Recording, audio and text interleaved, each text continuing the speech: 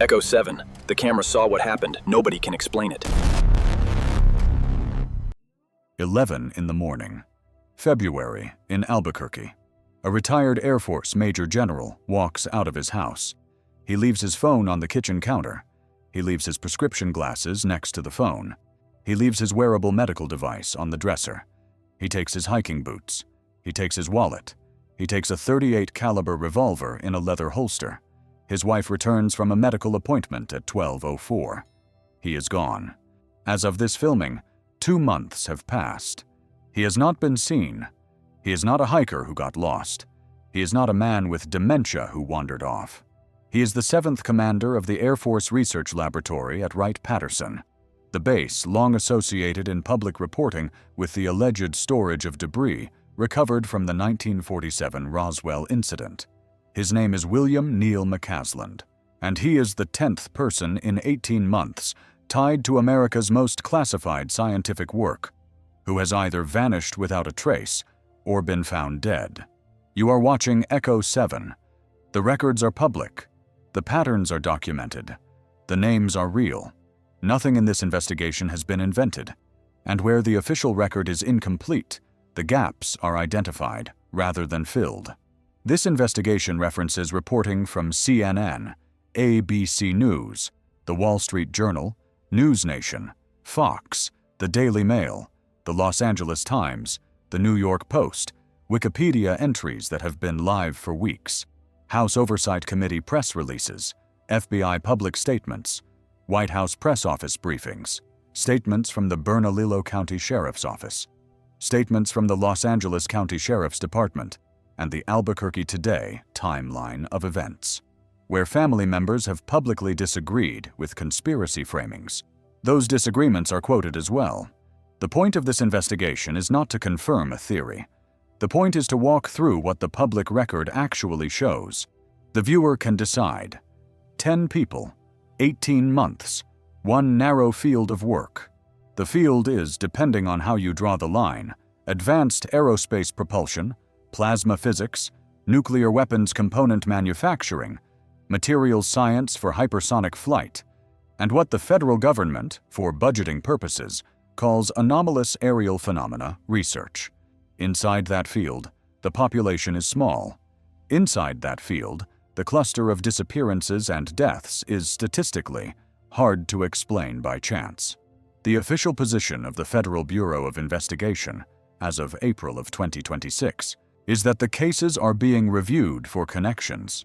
The official position of the National Aeronautics and Space Administration is that nothing related to NASA indicates a national security threat.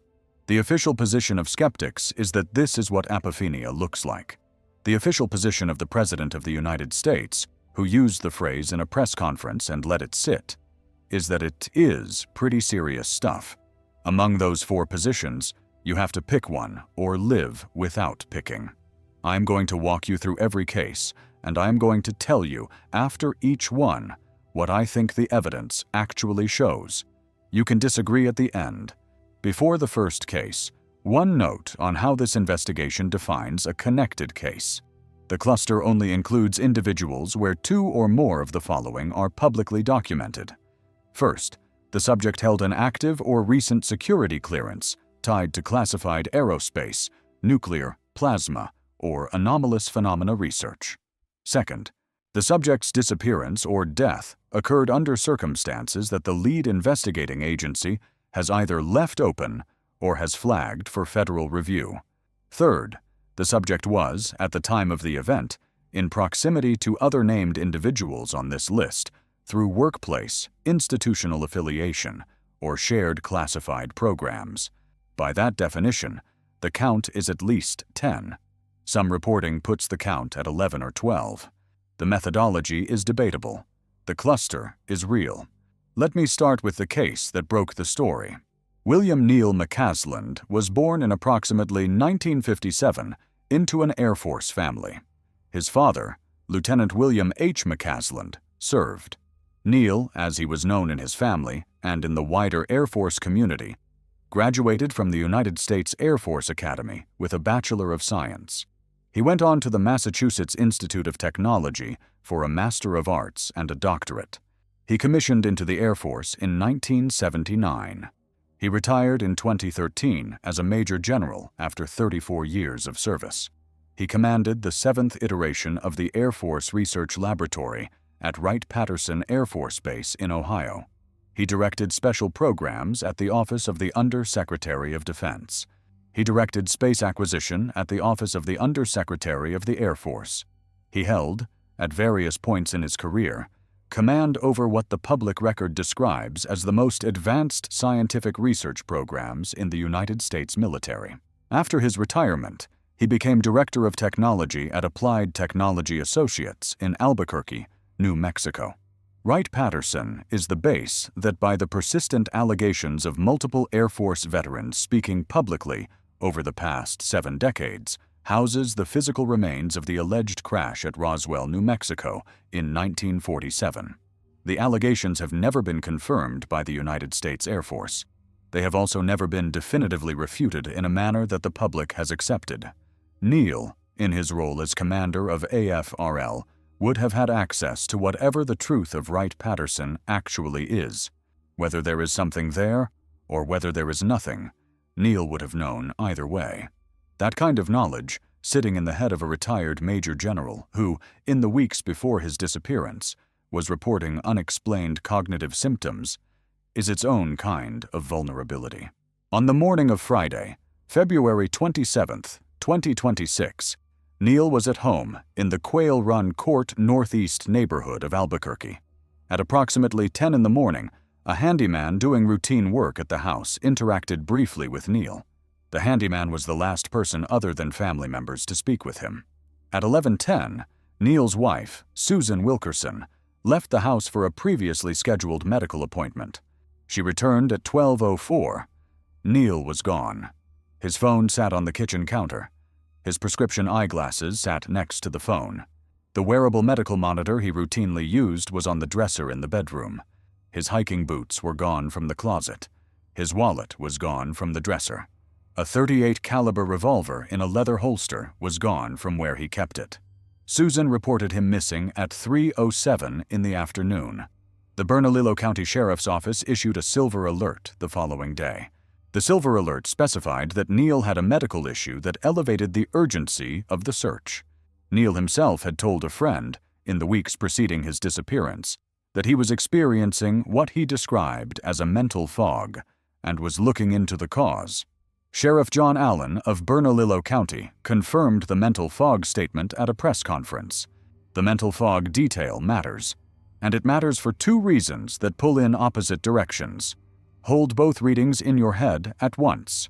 First, a 68-year-old man who has been telling people he is experiencing cognitive symptoms is, statistically, a far more likely candidate for an ordinary disappearance event involving disorientation in the Sandia foothills, where he frequently hiked, than for any of the more dramatic explanations that have circulated in the media.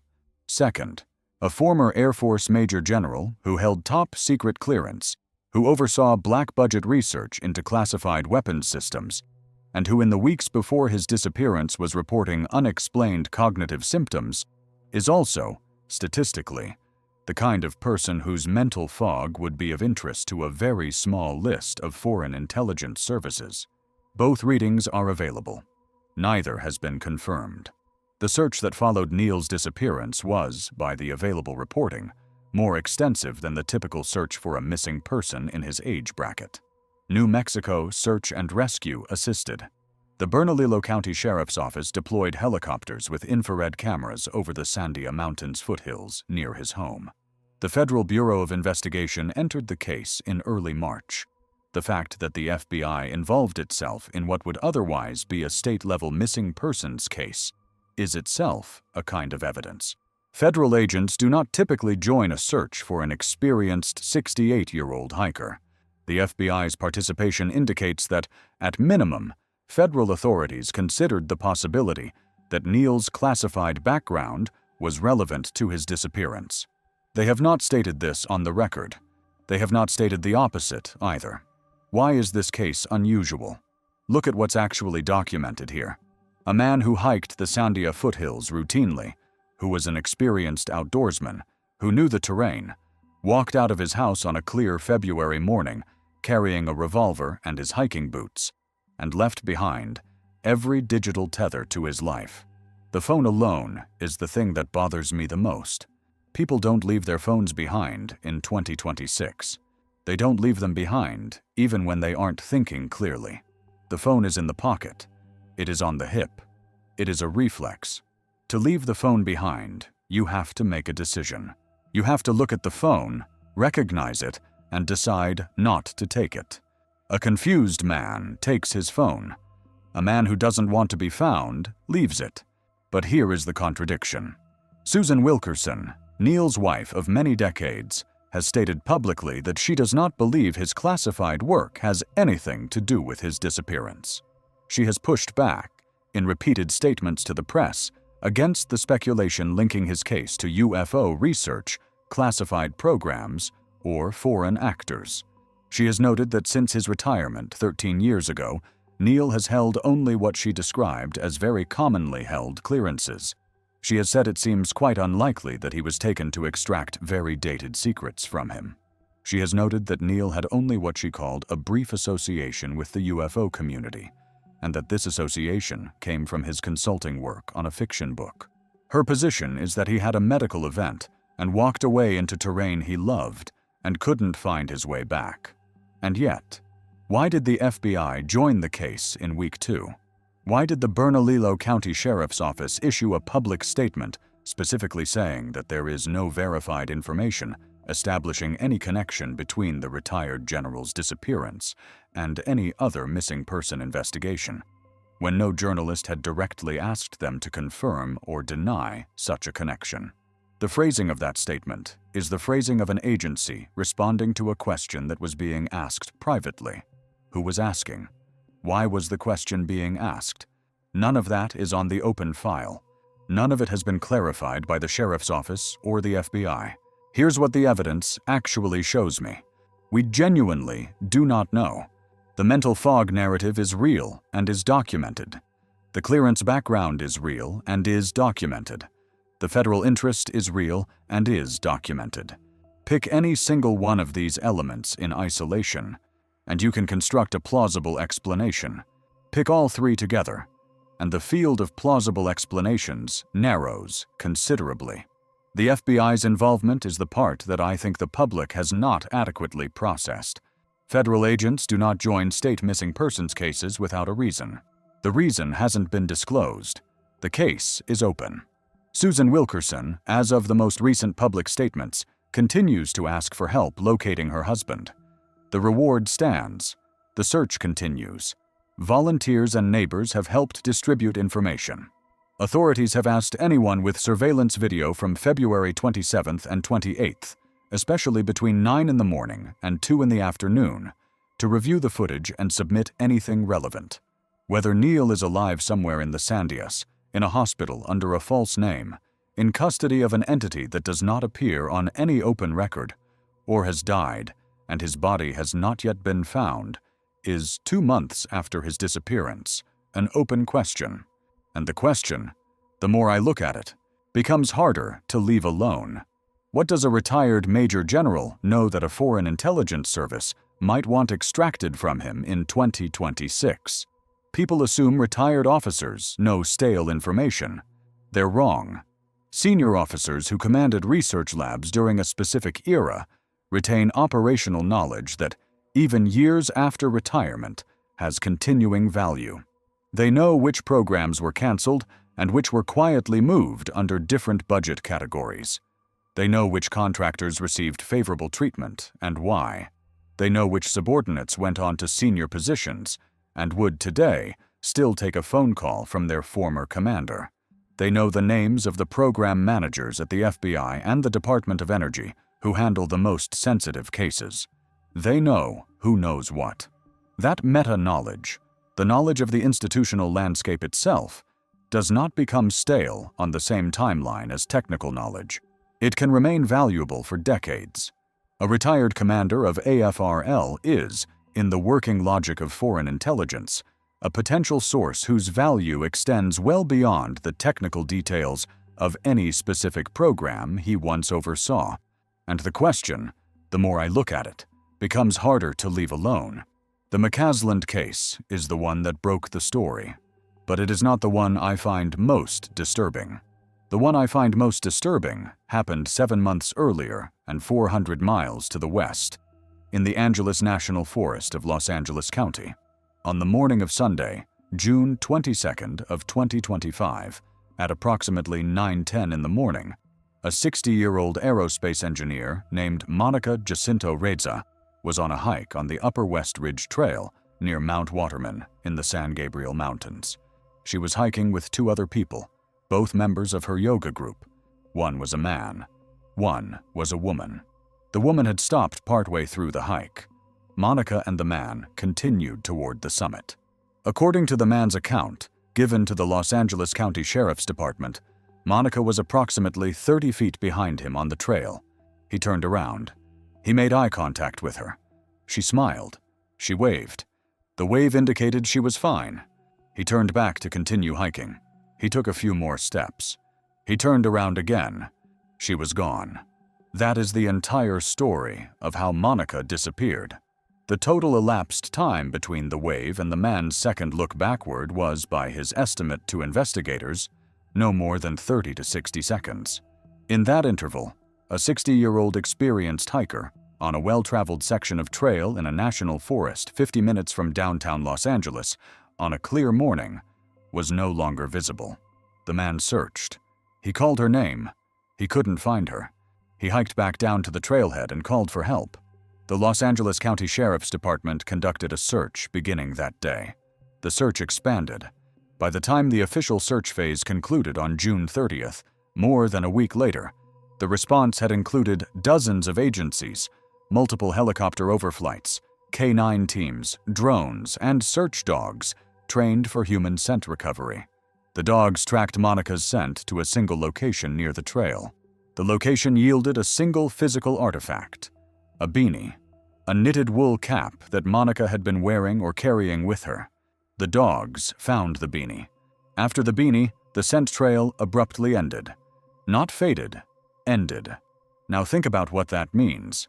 A scent trail does not end. It can become harder to follow. It can be confused by wind, by water, by other scents. But trained search dogs working a fresh trail do not arrive at a single piece of clothing and then lose the trail entirely. That is not how scent recovery works. The dogs found the beanie. After the beanie, there was no Monica scent in any direction. The dogs behaved as the dogs behave when a person has been carried away from a point by something that didn't leave a ground-level trail. You can read that 2 ways. You can say she stepped off the trail at that point, was injured, fell into a crevasse or a steep ravine, and her body was carried further by gravity or by predators in directions the dogs couldn't effectively follow. You can also say that whoever or whatever moved her from that location didn't leave a scent trail because the movement happened off the ground. A helicopter, a vehicle on a nearby service road, something else. I am not telling you which of those readings is correct. I am telling you that the beanie at the end of the scent trail is the kind of forensic detail that, in a missing hiker case in 2025, should have produced an answer one way or the other within 72 hours. It didn't. Who was Monica? She was 60 years old. She had earned a Bachelor of Science in Metallurgical Engineering from Columbia University. She had earned a Master of Science in Materials Engineering from the University of California, Los Angeles, in 1997. She started her career at Rocketdyne, then a division of Rockwell International, in 1988. She spent 37 years in advanced rocket materials engineering. She co-invented, with Dallas Hardwick, a nickel-based superalloy called Mondalloy. Mondalloy is a family of metals capable of resisting combustion at the extreme temperatures inside oxygen-rich staged combustion cycle rocket engines. The problem Mondalloy solves is a problem American rocket engine designers had been avoiding for decades, because the alternative materials would catch fire inside the engine. Russian engineers had solved the problem differently, which is why Russian rocket engines could use oxygen-rich combustion, and American engines couldn't. Mondaloy is the American answer. Monica's work on Mondaloy was funded, in part, by the Air Force Research Laboratory, the same Air Force Research Laboratory that William Neal McCasland commanded in the early 2000s. The same period, the same funding cycle, the same building. According to subsequent reporting in the New York Post, Mondaloy brought Monica into what the Post called the orbit of McCasland. Read that again. The two highest-profile missing scientists in this entire cluster, separated by 7 months and 400 miles, worked in the same Air Force-funded materials program in the early 2000s. The Post does not allege a direct personal relationship between them. It says they were in the same scientific orbit. Whether they ever met in person has not been confirmed. Whether they had any contact in the past 20 years hasn't been publicly confirmed. What is confirmed is that the two of them, 20 years apart in their careers, both worked on classified materials science programs funded out of the same Air Force research budget, and both have now disappeared. There is one more thing about Monica's case that I want to walk through carefully, because it is the part where reasonable people start to disagree. A forensic profiler named Alex McGregor, interviewed by Los Angeles Magazine in May of 2026, raised the possibility that Monica's disappearance may have been staged. McGregor's argument is, in essence, that the elements of the case that look most baffling are also the elements that would look most baffling if someone had constructed them. Only 2 witnesses placed Monica on the trail that day, both of them members of her yoga group. The photographs of her on the trail came from the male companion. The beanie at the end of the scent trail was at the same location the only witness identified as the spot where she disappeared. The metadata on the photographs, McGregor noted, can sometimes be manipulated. The terrain was harsh but not impossible for someone of Monica's fitness and experience. She was, in McGregor's words, fit, experienced, and intelligent. She does not, in his read, look like the kind of hiker who wanders off and gets lost. I want to be clear about what McGregor was and wasn't saying. He wasn't accusing anyone. He was offering a list of investigative questions that, in his professional opinion, deserved more attention than they had received. He was also explicit, in the same interview, that he didn't believe there was a broader conspiracy here at the science-tech UFO level. His reading was that Monica's case, viewed on its own, has elements that suggest possible staging. Not by foreign actors, not by government agents, by someone closer to her. That reading does not match the cluster reading. The cluster reading says Monica's disappearance is part of a pattern of disappearances and deaths among American defense scientists in 2025 and 2026. McGregor's reading says her disappearance is, on its own merits, suspicious for reasons internal to her own social circle. The two readings are not mutually exclusive. They could both be partially true. They couldn't both be entirely true. The fact that a credentialed forensic profiler, looking at the case in isolation, comes to a conclusion that does not require the cluster framing at all, is itself a data point about how strong the cluster framing actually is. I am going to give you my read on Monica's case, and then I am going to keep moving, because the analytical question of whether the cluster is real or imagined will come back later in this investigation. Here's what I can say about Monica's case. We have, at minimum, an unsolved disappearance of a 60-year-old woman who possessed extremely specialized knowledge of classified rocket engine materials. Some features of her disappearance don't square with a hiking accident. Other features don't square with a staged event either. Staged disappearances usually leave more deliberate forensic trails, not fewer. What does fit is a third-party intervention. None of the 3 possibilities, accidental, staged, or intervention, has been confirmed by the lead investigating agency, which is the Los Angeles County Sheriff's Homicide Bureau Missing Persons Unit. The case was transferred to homicide because the standard missing hiker workflow at the Sheriff's Department had exhausted its leads. That transfer itself is a piece of evidence. Homicide does not absorb a missing hiker case if the agency thinks the most likely explanation is a fall off a cliff. The transfer indicates that someone at the Sheriff's Department, in late June or early July of 2025, looked at the file and concluded that this wasn't a routine accident. Monica hasn't been found. Her family continues to organize search efforts. Her colleagues have spoken publicly about the loss. The Mondaloy program continues. The Air Force Research Laboratory has not, in any open statement, commented on her case. The orbit she shared with McCasland is the part of this story I genuinely can't shake. Let me make this concrete.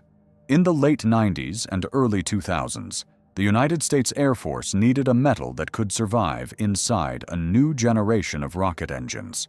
The Russian rocket engines, which used oxygen-rich combustion, were more efficient than American engines. The American engines, which used fuel-rich combustion, were less efficient, but less likely to disintegrate. The Russians had solved a metallurgical problem the Americans had not. The American answer to that problem, when it was finally found, was Mondaloy. Mondaloy is a family of nickel-based superalloys. It can survive temperatures and oxygen concentrations that would melt or burn conventional rocket components. It was, when Monica and her collaborator Dallas Hardwick first patented it in 2003, a national security asset. The patent is public. The compositional details are not. The manufacturing process is not. The performance specifications under operational conditions are not. Mondaloy is the kind of technology that, if a foreign actor could obtain its complete operational data, would represent a meaningful advance in their own propulsion capabilities. The people who know how Mondaloy actually works, at a level of detail required to reproduce it, are a list. The list is short. Monica was on the list. She was one of the people who knew. Now she is gone. This is what bothers me about the cluster framing when skeptics dismiss it as random pattern recognition. The skeptics are looking at the demographic and the geography. They are not looking at the technical content of what these individuals actually knew. When you look at the technical content, the cluster has a coherence that the demographic framing alone doesn't capture. Mondaloy and the engines it enables. Fusion plasma and the theoretical breakthroughs Loureiro was approaching. Anomalous aerial phenomena research and whatever McCasland actually saw or didn't see during his AFRL years. Asteroid tracking and the dual-use astronomical networks Carl Grillmair worked with. Nuclear weapons component manufacturing and the institutional knowledge Stephen Garcia and Tony Chavez carried out of their facilities. These are not unrelated topics. These are adjacent topics within a single category that the federal classification system handles as one continuous spectrum of advanced defense science. The cluster is concentrated in technical content, even more tightly than it is in geography. That is the part of the story the skeptical framing doesn't engage with. Take a breath here. I just walked you through two cases that, between them, contain Air Force black budget research, the alleged Roswell debris at Wright-Patterson, a missing major general, a missing rocket alloy inventor, and the operational orbit they shared 2 decades apart.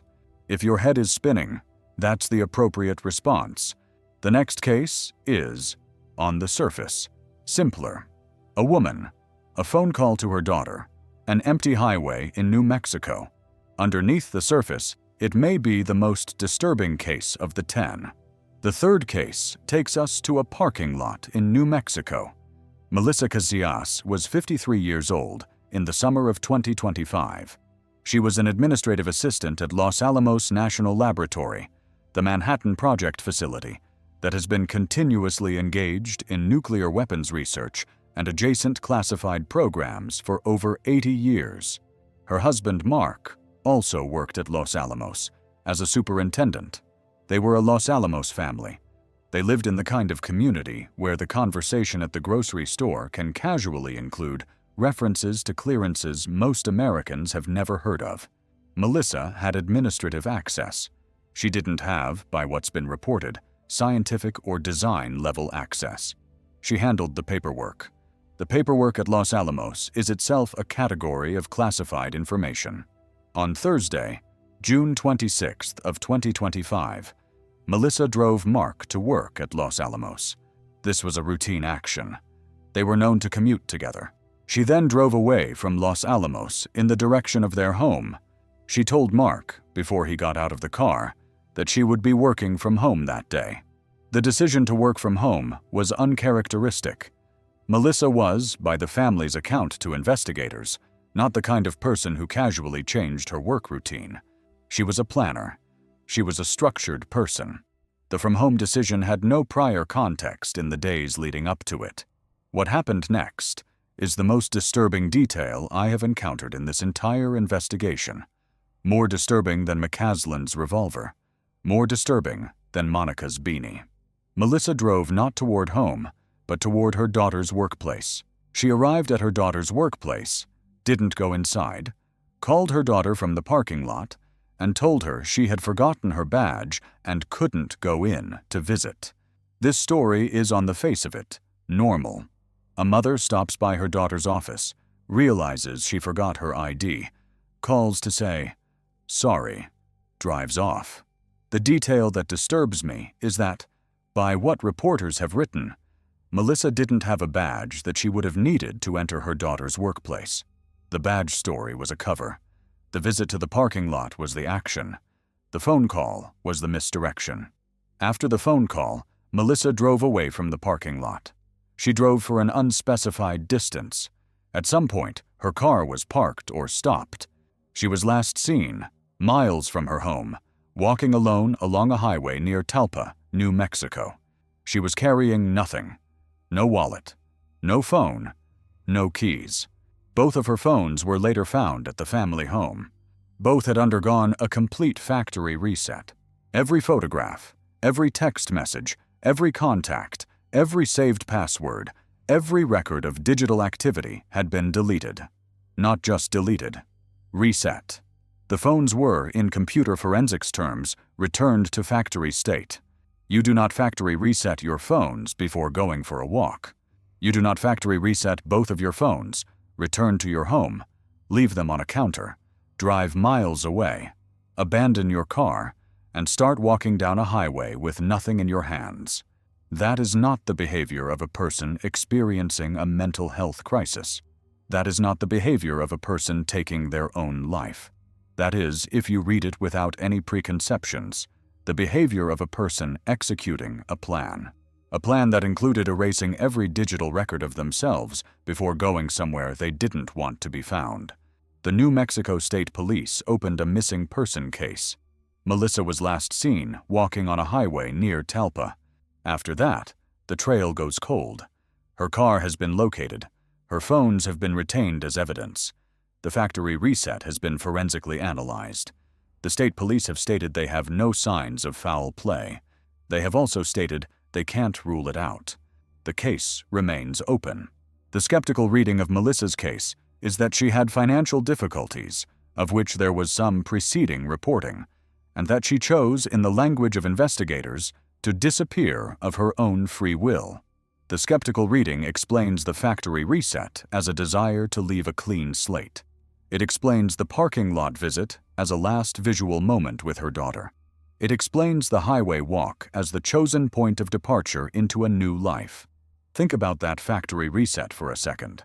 To factory reset a modern smartphone, you have to enter the device's settings, navigate through several layers of menus, find the reset option, confirm that you understand all data will be erased, and then enter your passcode to authorize the operation.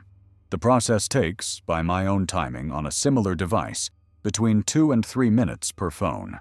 Melissa, in this scenario, sat with both phones, walked through that menu sequence twice, entered her passcodes, and watched the screens go dark. She did this with deliberate intent. The action requires a clear head. It can't be done by someone in a state of acute panic or confusion.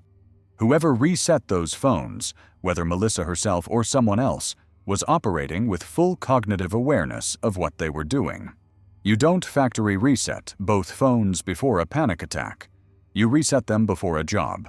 I keep returning to this because it sits against the simpler explanations that the press coverage has occasionally offered. The financial difficulty framing requires us to believe that Melissa, on the worst day of her financial life, decided to leave with absolutely nothing. after first erasing every digital record of herself. That is not how people in financial crisis behave. People in financial crisis hoard resources. They keep the phones because the phones are the lifeline. They keep the wallet because the wallet has cards that might still work. Melissa did the opposite. She systematically eliminated every possible point of recovery. That behavior is not consistent with running from creditors. It lines up with running from someone or something that was watching. The skeptical reading is plausible. I won't dismiss it. What it does not explain, and this is what I keep returning to, is the badge story. Why construct a verbal alibi for the parking lot visit? If you are walking away from your life, you don't need to lie to your daughter about why you can't come in for a visit. You just don't come in. The lie is the detail that suggests Melissa wanted the daughter to remember the visit a specific way. She wanted there to be a witness.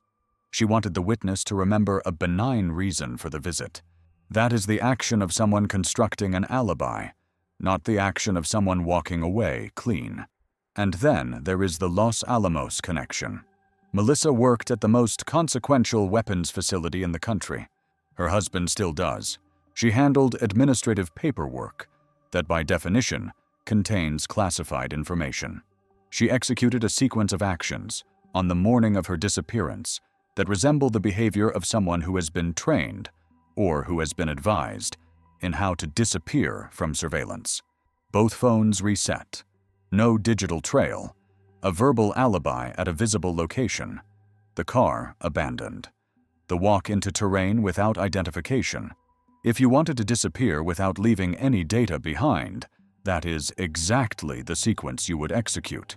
Or she had a breakdown and wanted to vanish. Both readings are available. The state police have not closed the case. The Casias family continues to search. They have stated publicly that they do not understand what happened. Mark continues to work at Los Alamos. The administrative records his wife once handled are now handled by someone else. Whether Melissa is alive somewhere, having successfully executed her plan, or whether her body is somewhere along that stretch of highway between Talpa and home, is almost a year later still unknown.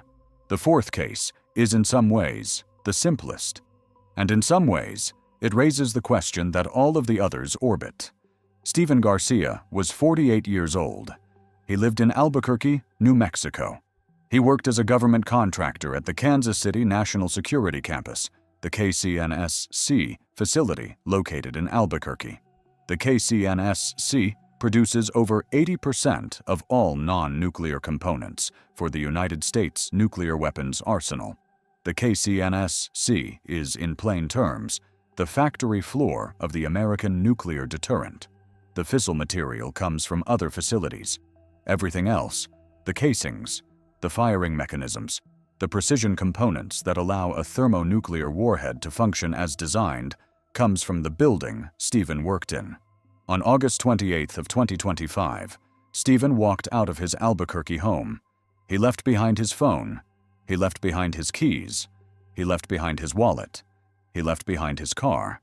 He took, by available news coverage from the Daily Mail and subsequently confirmed by other outlets, a handgun. He hasn't been seen since. A phone, a wallet, keys, a car. 4 things every modern American carries every time they leave the house. He left all 4. He took the gun. That is the entire public account of how Stephen disappeared. There is no last known sighting on a highway. There is no parking lot phone call. There is no scent trail to a beanie. There is no surveillance footage.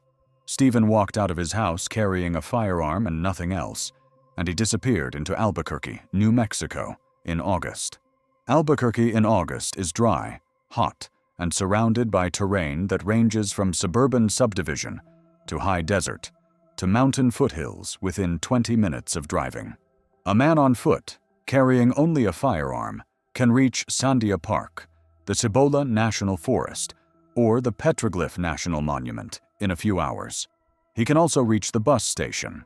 He can also reach the railroad tracks that lead in any direction across the Southwest. Whether Stephen left Albuquerque under his own power, was assisted in leaving, or never left, hasn't been clarified anywhere I can find. An anonymous source close to the case, speaking to the Daily Mail, stated that Stephen worked at KCNSC. The KCNSC facility itself has not, from what I've been able to read, commented on Stephen's disappearance or his employment. The federal agencies that oversee nuclear weapons production typically do not confirm employment status for contractors at facilities like KCNSC. The information that Stephen was a KCNSC contractor comes from sources close to the family and to the case, not from official government acknowledgement. If you put Stephen's case next to McCasland's case, the pattern is hard to miss. Two New Mexico residents, both connected to classified federal programs in nuclear and aerospace fields, both walking away from their homes on foot with a firearm and nothing else. 6 months apart. The same geographic region. The same operational signature. Phone left behind. Keys left behind. Car left behind. The signature, if you read it as a signature, suggests that both men either didn't want to be tracked or were taken in a manner that didn't give them time to bring electronic devices, or were instructed to leave their devices behind. There are no other plausible readings of that specific cluster of behaviors. And there is one more thing about Stephen's case that the Daily Mail coverage hinted at, but didn't develop. The KCNSC facility in Albuquerque operates under a specific security protocol regarding contractor disappearances. Federal facilities that manufacture nuclear weapons components classify their personnel into categories based on access level and material exposure. A contractor at Stephen's level would have had documented physical proximity to classified components. If a contractor at that level disappears, the facility is required, under existing Department of Energy protocols, to conduct an internal counterintelligence assessment within 72 hours. That assessment is classified. Its existence is acknowledged. Its contents are not. What that means is that there is, somewhere in the Department of Energy's internal records, a classified file on Stephen Garcia's disappearance that hasn't been provided to his family, hasn't been provided to local law enforcement, and hasn't been provided to the press. The file was generated automatically by the protocol. It contains, at minimum, an assessment of whether his disappearance could represent an intelligence compromise. The conclusions of that assessment are not in any open file. They may never reach the open file, but the file exists, and the existence of the file is itself a kind of evidence about how the federal apparatus is treating the case internally. People in 2026 do not casually leave their phones at home when they leave the house. Not anymore. The phone is the appendage. To leave it behind is to make a statement. What that statement is, in either Stephen's case or Neil's case, hasn't been clarified by the lead investigating agencies. The fifth case is the one where the official explanation is simplest, and the unanswered questions are largest. Anthony Chavez, who went by Tony, was 78 years old in May of 2025. He had retired from Los Alamos National Laboratory in 2017 after a long career as a foreman supervising construction at the site. He lived in the town of Los Alamos itself, in northern New Mexico, in the same defense hub that produced Melissa Casias, and that has produced, by the available reporting, more nuclear weapons designers per square mile than any other location on the planet. On Sunday, May 4th of 2025, or in the immediate days following, Tony went missing from his home.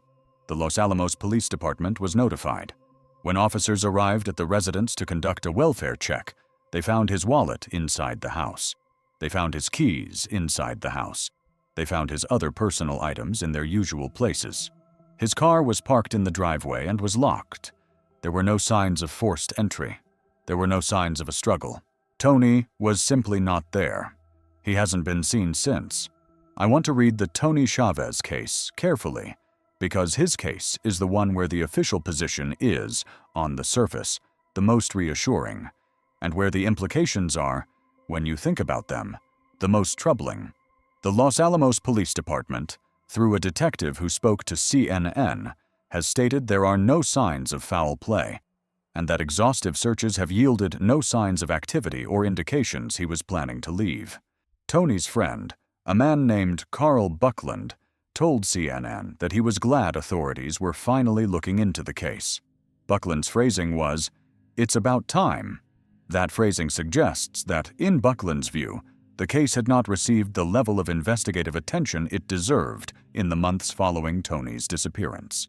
A 78-year-old retired construction foreman from a small town in northern New Mexico is, in the ordinary missing persons calculus, the kind of case that produces an outcome within 72 hours. Either he wandered off and was found wandering, dead or alive, in the surrounding terrain, or he had an arrangement to leave that hadn't been disclosed to family and friends. The fact that, over a year after his disappearance, the lead investigating agency has not identified either a body, a sighting, or a plausible departure scenario is unusual for this demographic. What did Tony do at Los Alamos? He supervised construction. Construction at Los Alamos is not ordinary construction.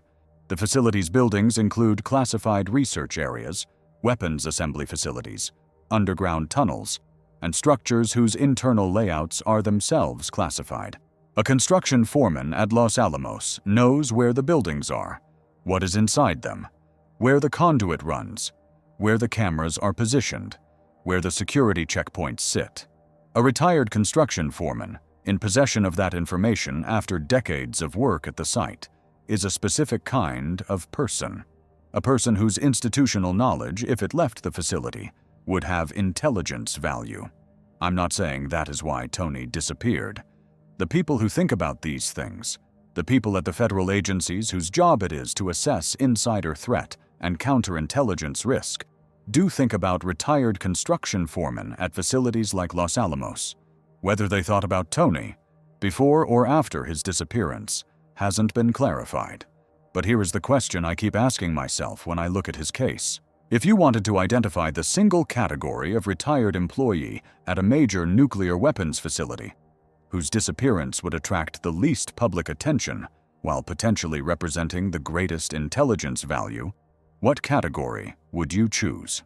You wouldn't choose a retired senior physicist. Senior physicists are publicly known. Their disappearances generate front-page coverage. You would choose a retired construction supervisor, someone who knew the buildings, the layouts, the security postures, the personnel routines, but who had no public profile. Someone whose absence would be noticed by friends and neighbors, but not by the New York Times.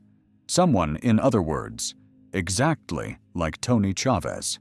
If I were running an intelligence operation against Los Alamos, the type of person I would attempt to recruit, or in extreme scenarios, remove, is precisely the type of person Tony was. That isn't proof of intelligence involvement. It is a pattern correlation that deserves attention. Whether the federal counterintelligence apparatus has noticed the same correlation, I can't say from public information. The Los Alamos area itself is a strange piece of geography for thinking about this case.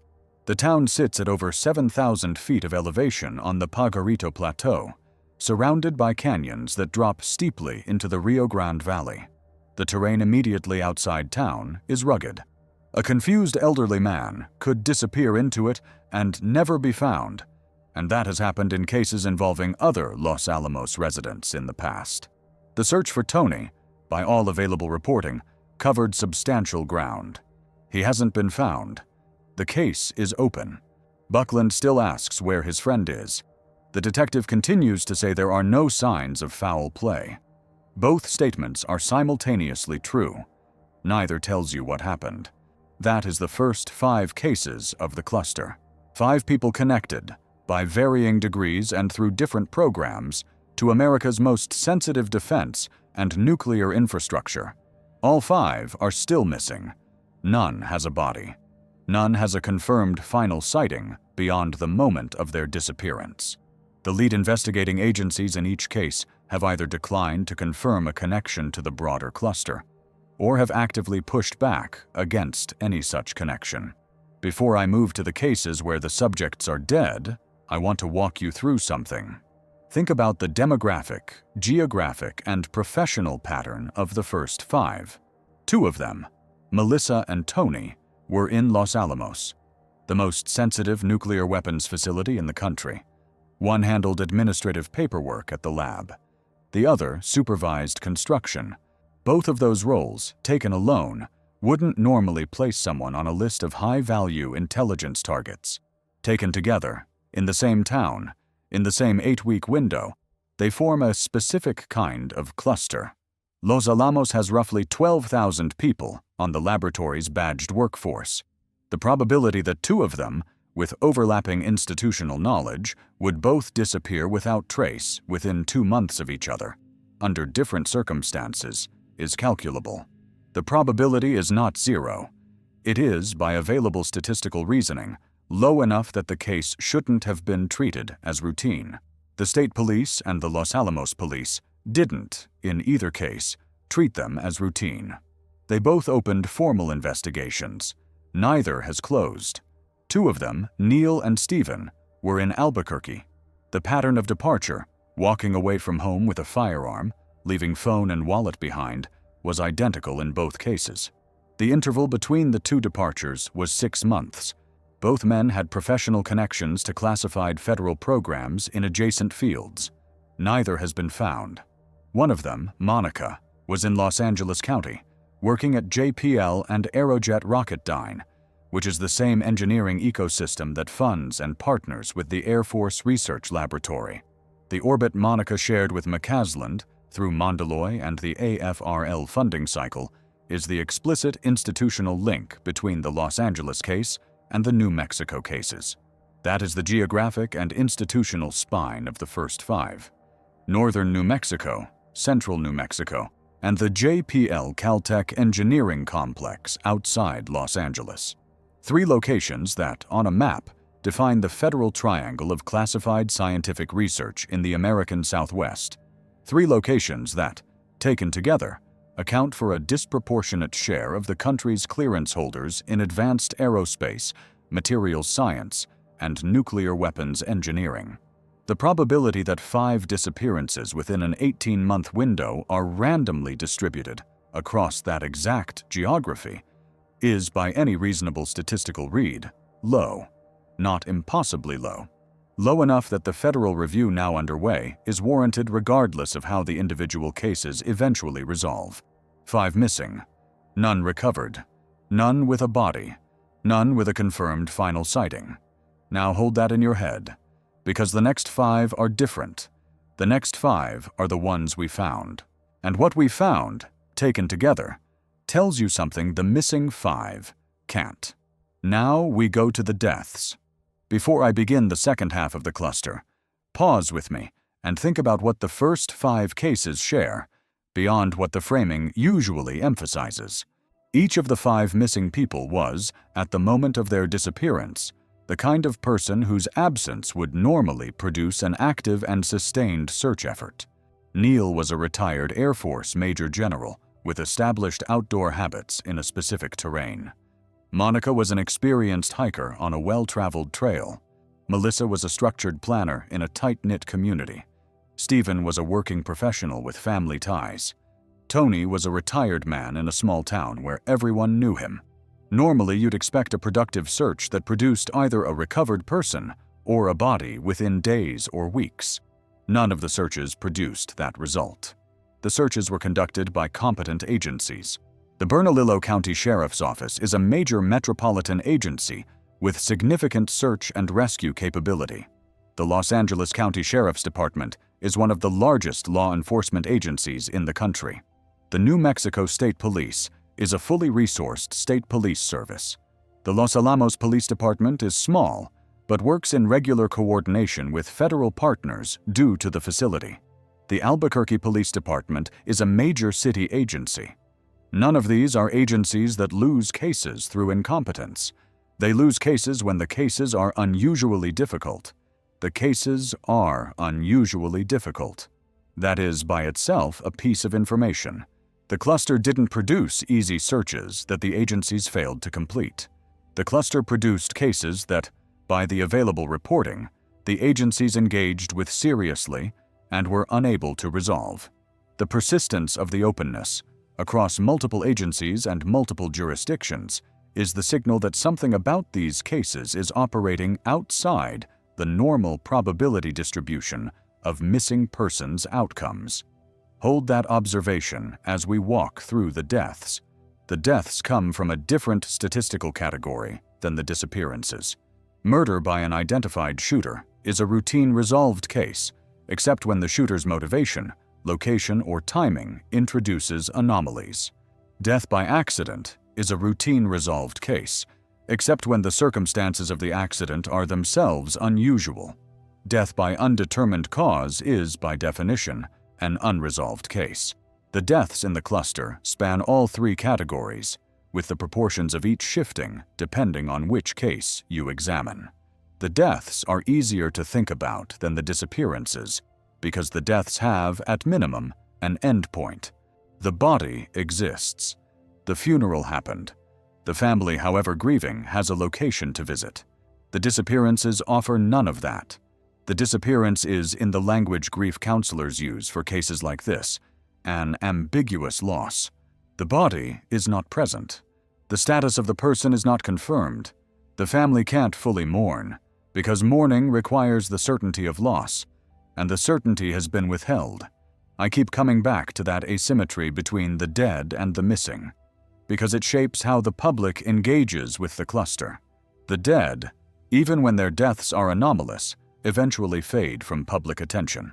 The missing remain because they are unresolved, in a kind of perpetual present tense.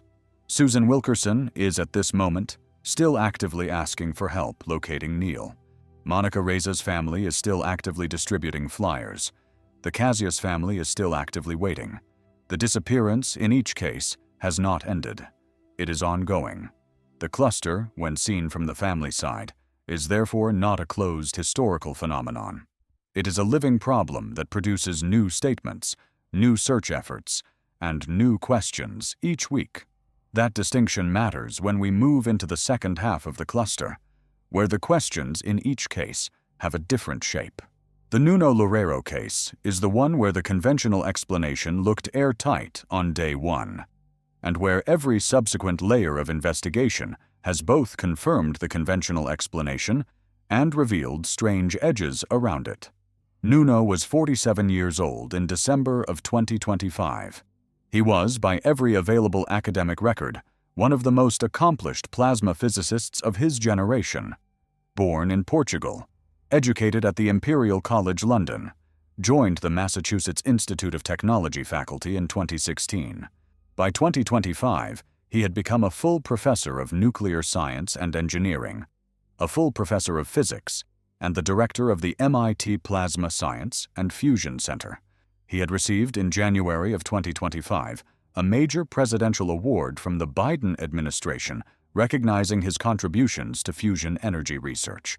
He was, by the assessments of his colleagues that have been published since his death, on the verge of a significant breakthrough in the theoretical understanding of plasma turbulence inside fusion vacuum chambers.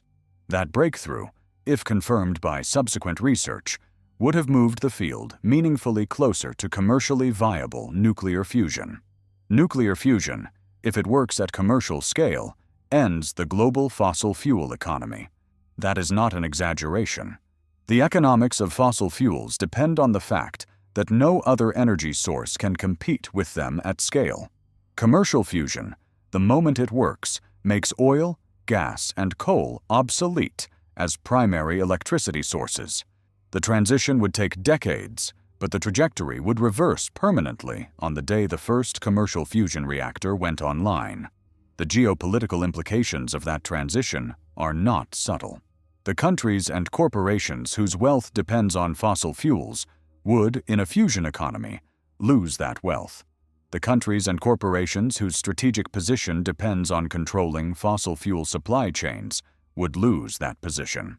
Nuno was, in December of 2025, one of perhaps a few dozen people in the world doing the foundational theoretical work that would, eventually, lead to commercial fusion. He was 47 years old, married, with children. He lived in Brookline, Massachusetts, a suburb of Boston, in a comfortable house in a quiet neighborhood. On December 15th of 2025, Nuno was at home. A gunman approached the house. The gunman, a Portuguese national named Cláudio Manuel Neves Valente, had attended the University of Coimbra in Portugal at the same time Nuno had. They had been university acquaintances, in some accounts classmates. Valente had, in the years since, struggled with what the FBI later described as personal dissatisfaction with his social and professional life. He was unemployed. He was estranged from family. He had traveled from Portugal to the United States in late 2025 with a specific destination in mind. Valente arrived at Nuno's house. He shot Nuno multiple times. Nuno died at the scene. Valente then drove to the campus of Brown University in Providence, Rhode Island, where he opened fire and killed 2 students before being subdued. He subsequently died by suicide. The FBI conducted a multi-agency investigation in coordination with the Providence Police and the Rhode Island State Police. On April 29th of 2026, the federal investigators issued a public statement concluding that Valente was solely responsible for both attacks, that the motivation was personal grievance, combined with mental health issues, and that there was no nexus to terrorism, foreign intelligence, or any other connected actor. That is the official conclusion. The case is, by the federal investigators, closed. And yet, look at the timing, look at the targets, look at the trajectory. Valente flew from Portugal to the United States in late 2025. He arrived with a plan that involved attacking a man he had known briefly in university over 20 years earlier, and then attacking a university campus he had no other apparent connection to. The fact that a man's 20-year-old grievance from a Portuguese university suddenly mobilized into a transatlantic murder plan in the same month that the same man's 20-year-old acquaintance was preparing to publish a fusion theory breakthrough is, statistically, an extraordinary coincidence. The FBI has concluded that it was, in fact, a coincidence. The FBI has access to evidence that hasn't been made public. I am not in a position to second-guess the FBI's conclusion on the basis of public reporting alone. What I'll say is this. The Loureiro case, even with the official conclusion in place, sits in the cluster differently than the others. The other cases are ambiguous. Loureiro's case has a confessed shooter who died at the scene. The shooter's motive has been investigated and characterized as personal. The case, on its own merits, is closed. The reason it sits in the cluster anyway is the timing. The week Nuno was killed was the same week he was preparing material related to a fusion theory result. The week Nuno was killed was the same week several other figures in adjacent fields were also under stress. The week Nuno was killed was the same week the broader cluster of disappearances was beginning to draw enough media attention that careful watchers were starting to count. The cluster framing didn't exist in December of 2025. The cluster framing emerged in February and March of 2026. When the framing emerged, the Loureiro case was retroactively reinterpreted. Whether that reinterpretation is correct, or whether it is a textbook case of pattern recognition in noise, is a question I can't answer from open sources. The FBI says it is noise. The conspiracy theorists say it is signal. The reality, I suspect, is in the middle. Loureiro's death was caused by Valente. Valente's decision to make the trip to Boston in December of 2025 was, in all probability, his own. The question of why Valente chose that specific target, in that specific month, when he had had 2 decades to choose any other target and any other month, is the question the official record doesn't fully address. There is another question I want to lay alongside that one. Who funded Valente's trip from Portugal to the United States? The transatlantic flight, the rental car, the firearms purchased after arrival, the lodging during the planning period, all required money. Valente, from what's been reported, was unemployed and estranged from family. His personal financial situation was, from everything I've read, marginal. The operational expenses for a transatlantic attack of the scope he executed would have run into thousands of dollars at minimum. Where the money came from hasn't been comprehensively addressed by the FBI's public statements. The Bureau has stated that the financial picture has been examined as part of the investigation. The Bureau has not stated what the financial picture actually shows. That gap is, by itself, not proof of anything. People with limited resources do find ways to fund extreme actions. Liquidating personal possessions, exhausting credit, receiving small contributions from sympathetic acquaintances are all possibilities that do not require the involvement of a coordinated actor.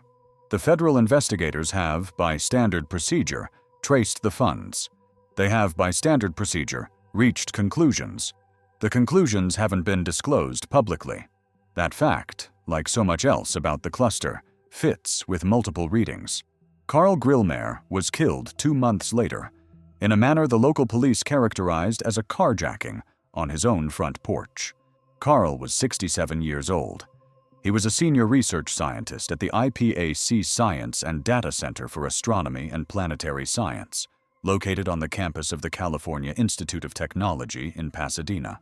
His scientific specialties were the dynamics of galactic collisions, the structure of stellar streams in the Milky Way halo, and, in more recent years, the spectroscopic detection of water vapor in the atmospheres of exoplanets.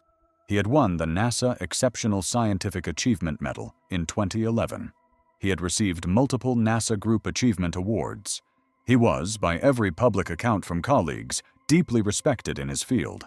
What is less widely understood about Carl's work is that the techniques used to detect water on exoplanets and to track asteroids and other small bodies in the solar system overlap substantially with the techniques used by the Department of Defense to track other kinds of objects. Asteroid tracking and missile defense use the same astronomical sensor networks. The boundaries between civilian astronomy and military space surveillance are, at the level of instrument design and signal processing, much blurrier than the public discourse usually acknowledges. A Caltech astrophysicist working on planetary defense, in the technical sense of the term, is also, by virtue of the toolset, working on something that overlaps with national security applications. On the morning of Monday, February 16th of 2026, at approximately 6 in the morning, Carl was on the front porch of his home in Llano, California, a small community in the high desert of northern Los Angeles County, about an hour from the Caltech campus. A gunman approached. The gunman shot Carl. Carl died at the scene.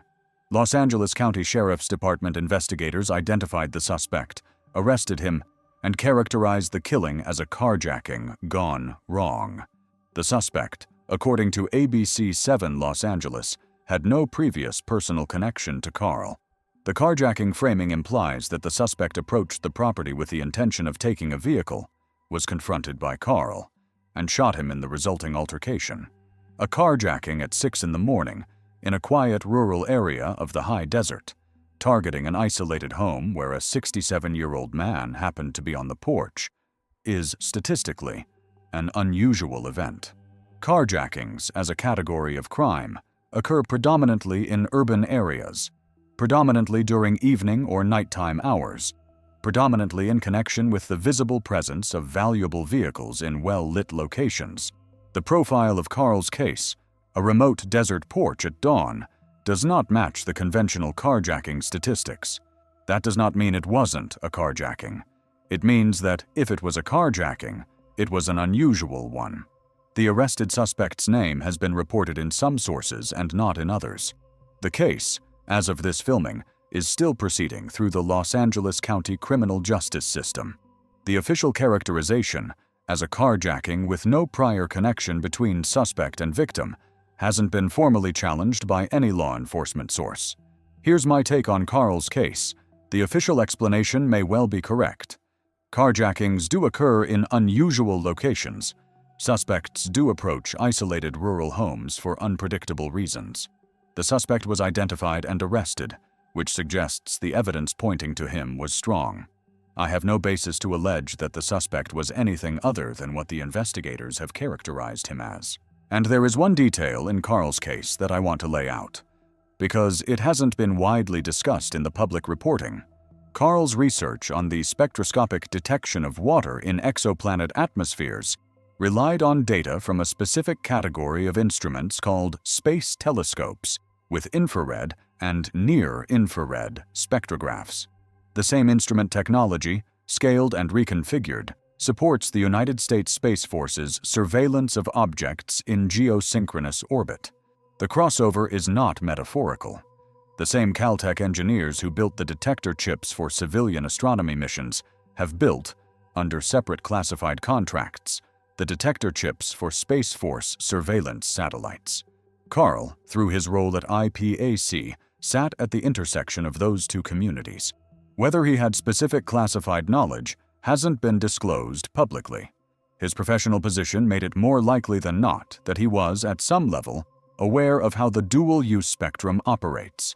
A retired astrophysicist with that knowledge profile is, from an intelligence collection standpoint, a more interesting target than the typical academic. Most academics don't have crossover knowledge with operational military systems. Carl did. Whether that knowledge profile had anything to do with his death, I can't say. I am noting that the profile exists and that it hasn't been part of the public conversation about his case. What sits with me, in the context of the cluster, is the timing. Carl was killed 11 days before McCasland disappeared. The cluster of disturbing events in the American defense scientific community had been building through the second half of 2025 and into early 2026. The pace was accelerating. February of 2026 was the month the broader public began to notice. Carl's death, in mid-February, was one of the events that turned the pattern from background noise into front-page reporting. If the official explanation is correct, his death was a coincidence in time. If the official explanation is incorrect, his death was a piece of evidence the framing had not yet been built to handle. The third death in this cluster is the one I have the least to tell you about. Frank Maiwald was 61 years old when he died in Los Angeles on July 4th of 2024. He had spent his career at NASA's Jet Propulsion Laboratory in Pasadena, working on space research instrumentation. The exact scope of his classified work isn't documented anywhere I can find. JPL employees who work on advanced sensor systems generally hold federal clearances. Whether Frank's clearance encompassed any of the specific programs at the center of the broader cluster is unknown. I have to be honest. There isn't enough information in the open record to draw substantive conclusions about Frank's case. The cause of his death hasn't been publicly disclosed. No autopsy has been released. The only widely available record is a brief online obituary. He is in the cluster reporting because his JPL affiliation overlaps with Monica Reza's later affiliation at the same lab, and because his death year places him at the earliest edge of the timeline. What I will say is this: the 4th of July, the date Frank died, is among the lowest media attention days on the American calendar. If you wanted a death to receive minimal coverage, you would pick that day. I am not suggesting anyone did. I am noting that the effect was the same, regardless of intent. The cluster framing, when it later emerged, had to retroactively reconstruct what had happened to Frank, because the contemporaneous reporting was almost nothing. His case is in the count. The reasons it is in the count are thin. The reasons it isn't easily dismissed are also thin. He stays open. Jason Thomas is the next case, and his death moves the geographic center of the cluster back to the Massachusetts area, where Loureiro had been killed 3 months earlier. Jason was 45 years old. He was the associate director of chemical biology at the pharmaceutical company Novartis. His research focused on developing new medical treatments, including potential cancer therapies. Novartis is a major pharmaceutical company with extensive government contracts. In Jason's department, those contracts included active work with the United States Department of Defense in the general category of biomedical research with national security applications, chemical and biological countermeasures, advanced trauma care, pharmaceutical interventions relevant to military personnel and homeland security scenarios. Jason lived in Wakefield, Massachusetts, a town north of Boston. On the night of December 18th of 2025, he left his home. Surveillance footage from a nearby property captured him walking near a set of train tracks shortly after midnight. He was alone. He didn't appear, in the footage, to be in obvious distress. He simply walked. He was reported missing the following day. The Wakefield Police Department and the Massachusetts State Police conducted an extensive search. The search covered the woodland and water features around the town, including Lake Quannapowitt at the center of Wakefield and several smaller ponds. Initial efforts didn't yield him. On March 17th of 2026, 3 months after his disappearance, Jason's body was found near a lake in Wakefield. The condition of the body and exact location haven't been comprehensively reported. The cause of death, by what's been published, has been characterized as not involving foul play. The state police closed the missing person component of the investigation upon recovery. Like Frank's case, Jason's case is in the cluster more by virtue of geography and timing than by virtue of clear evidence linking him to the others. 2 men in DoD-Adjacent research, 2 deaths in the Boston area within 4 months of each other, both with limited public information about the circumstances of their deaths. Whether that geographic and timing cluster is meaningful, or whether it's the kind of coincidence that always exists somewhere in a large enough population, is a question the published reporting can't answer. The last case in the dead category is the one whose facts are the most disturbing in their implications, even though the case itself is officially closed. Matthew James Sullivan was 39 years old when he died in 2024. He was a former intelligence officer in the United States Air Force. He had, in the years prior to his death, become part of a federal whistleblower process related to alleged Pentagon programs concerning unidentified aerial phenomena, or UAP. The whistleblower framework was being constructed by a group of former defense and intelligence officials who had concluded, based on their own classified work, that the Department of Defense was concealing the existence of recovered non-human technology and biological material. The framework was supported by a small number of members of Congress, most prominently Tim Burchett, a Republican representative from Tennessee, and a few colleagues across the aisle. Matthew was expected to testify, as part of this whistleblower framework, about programs he had personally encountered during his service. The exact content of his prospective testimony hasn't been disclosed because he died before he could deliver it. That sentence is short. It deserves to be. He died before he could testify. Sit with that for a moment.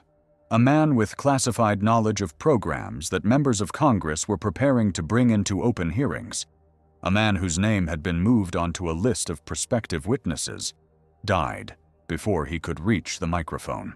Whatever else this cluster turns out to mean, Matthew's case is the one where the conventional explanations strain the hardest against the timing. He died in 2024. The exact circumstances of his death have not, to my knowledge, been comprehensively detailed in any reporting I have found. His death occurred prior to his scheduled congressional testimony.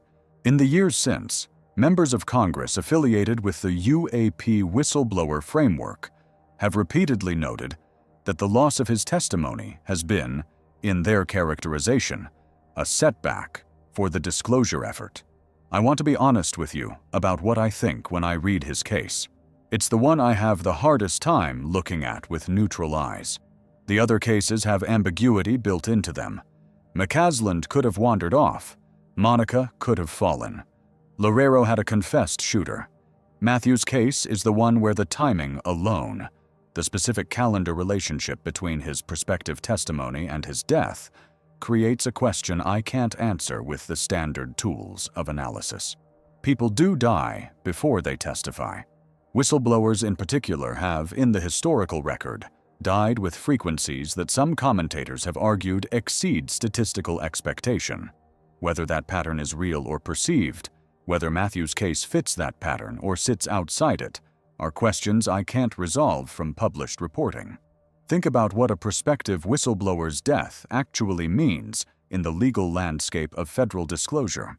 Whistleblower testimony, once delivered to Congress under formal protective procedures, becomes part of the official record. The record survives the witness. If the witness dies after testifying, the testimony continues to exist as evidence. If the witness dies before testifying, the testimony doesn't exist as evidence at all. The federal whistleblower framework specifically protects testimony, not testifiers. The institutional incentive structure, therefore, creates a window of maximum vulnerability.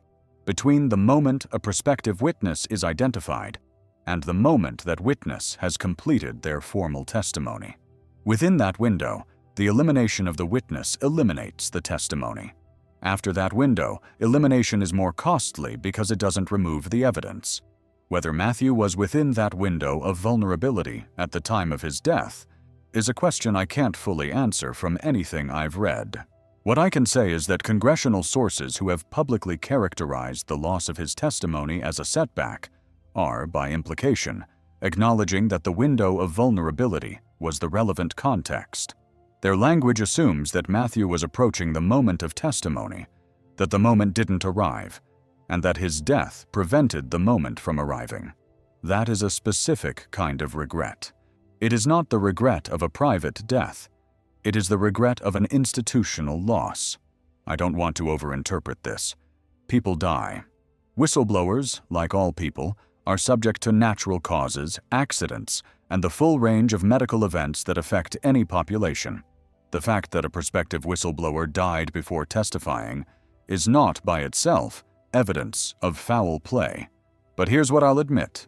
Of all 10 cases in this cluster, Matthew's is the one that has unsettled me the most.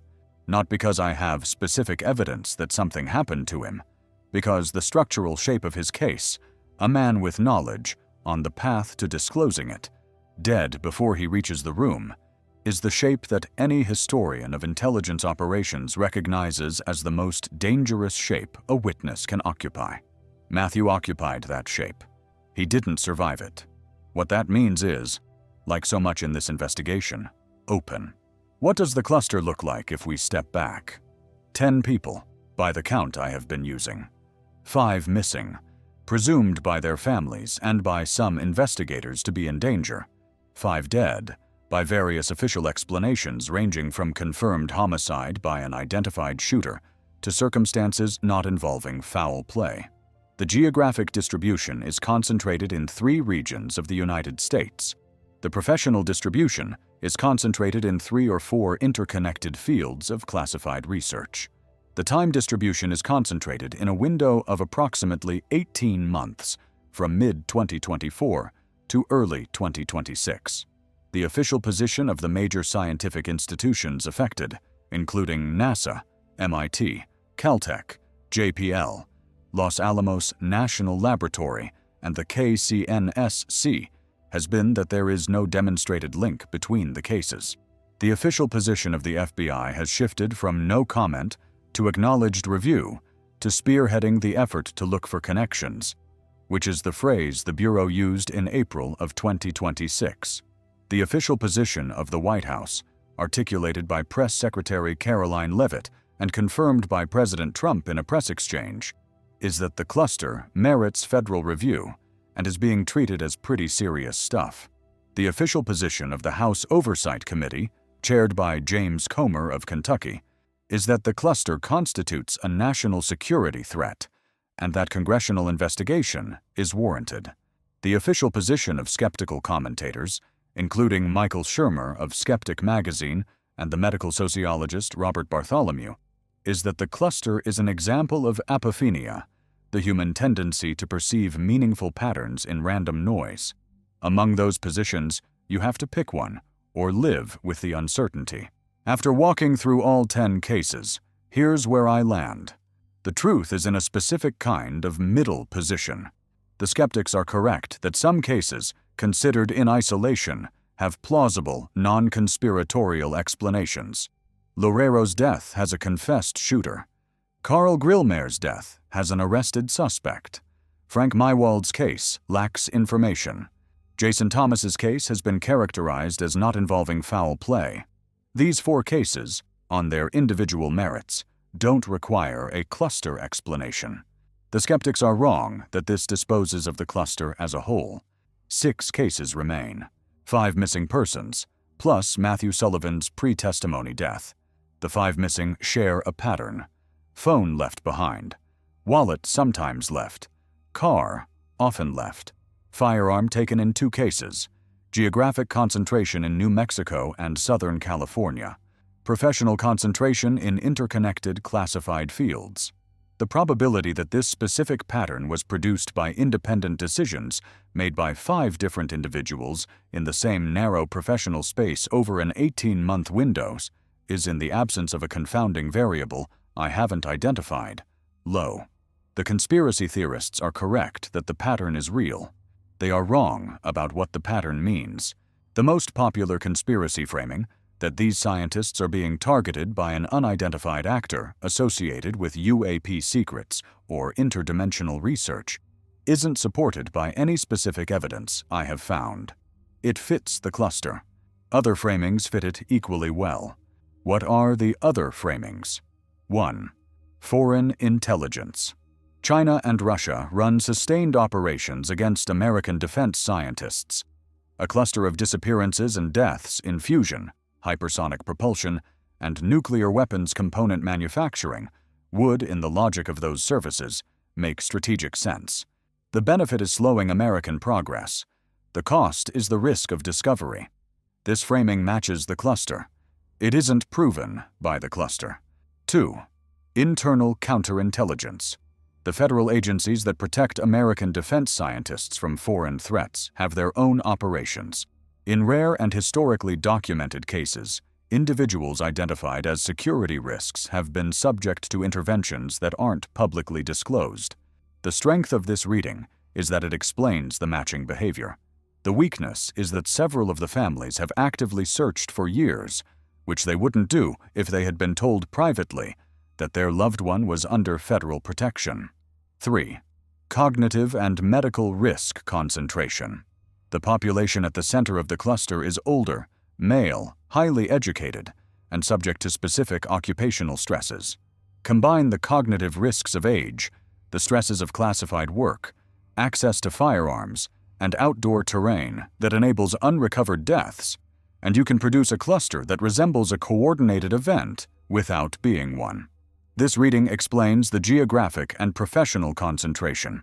It doesn't explain the phones left behind in multiple cases. 4. The conspiracy framing. Some entity, state or non-state, is targeting individuals whose knowledge bears on UAP-related research, advanced aerospace propulsion, or fusion energy. This reading explains why specific individuals across multiple subfields appear to be at elevated risk. What it requires, and what makes it the hardest to verify, is a coordinated actor that hasn't been publicly identified. 5. Coincidence. There is no actor. The cases are individually explained. The cluster appears coherent because human beings are pattern detectors. This is the simplest reading. It is also the one that doesn't engage with the phone and wallet pattern in the missing cases, which is harder to explain by coincidence than the timing of the deaths. I am unwilling to commit to one of those 5. What I'll commit to is the observation that the federal government has clearly concluded that the cluster warrants review. The FBI is reviewing. The White House is reviewing. The House Oversight Committee is reviewing. The Department of Energy is reviewing. NASA has stated in writing that nothing related to NASA indicates a national security threat. The NNSA has stated it is paying attention. When 5 federal agencies are actively reviewing a set of cases for connections, the cases aren't a conspiracy theory. They are an open question. Why now? The fields these scientists worked in have been classified for decades. The geographic concentration has existed for 60 years. None of the underlying conditions are new. What is new is the rate. 2025, 2026, 10 people in 18 months. Something changed. The conditions for both a coordinated operation and natural variation have, in this period, reached unusual peaks. UAP disclosure has become a routine congressional topic. Commercial fusion is closer than ever. Competition with China over hypersonics and nuclear modernization is at peak. Artificial intelligence has accelerated any actor's ability to map relationships between scientists and identify high-value targets. Either framing in this period is more plausible than it would have been 5 years earlier. That doesn't tell us which one is correct. It tells us that the period itself was likely to produce something unusual, and the unusual thing is now visibly happening. The truth, when it comes, will come slowly. Court documents, FOIA releases, congressional testimony, eventual confessions or discoveries that may not happen in our lifetimes. In the meantime, the families wait. That brings me to the part of this investigation that I have been waiting to deliver.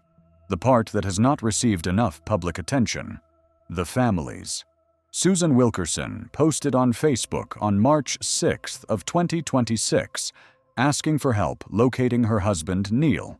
She has continued, through subsequent statements, to push back against speculation that links his disappearance to UFO secrets or classified programs. She has noted, more than once, that in the 13 years since his retirement, his clearances have been at what she described as commonly held levels. She has been, throughout this story, the most measured and credible voice in the entire cluster.